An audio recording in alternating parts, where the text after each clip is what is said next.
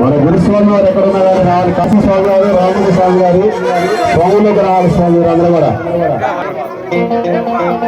కాశీ స్వామి గారు రావాలి. ఒకసారి రండి, ఒక స్టెప్ రండి స్వామి.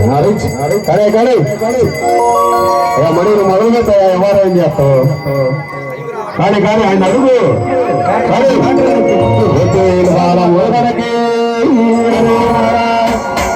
స్వామి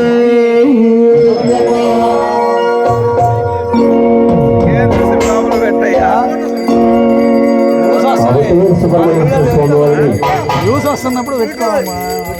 అలాగే అంగరంగ వైభవంగా అతి మనోహరంగా సాగుతున్నటువంటి కార్యక్రమంలో భాగంగా ఆ సుబ్రహ్మణ్యేశ్వర స్వామి వారికి అనేకమైనటువంటి పుణ్యక్షేత్రాలు ఉన్నా కూడాను మరి ఫలని పుణ్యక్షేత్రం ఎంతో ప్రసిద్ధిగాంచినది.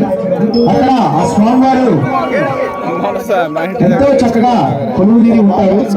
16 సంవత్సరముల రామకుమారుడిగా ఆ స్వామివారు చూడముచ్చటగా బల్లాన్ని ఆయుధాన్ని పట్టుకొని స్వామి భక్తుల కోరికలన్నీ తీరుస్తూ ఉంటారు స్వాములు. అక్కడ స్వామివారు విరాగిణి వస్త్రాన్ని మాత్రమే ధరించి ఉంటారు. విరాగిణి అంటే మరి ఎంతో చక్కగా గోచి పెట్టుకుని స్వామివారు అందరికీ దర్శనమిస్తారు. మరి ఆ స్వామివారికి మనం ఎట్లాగైతే మాలధారణ చేసుకుని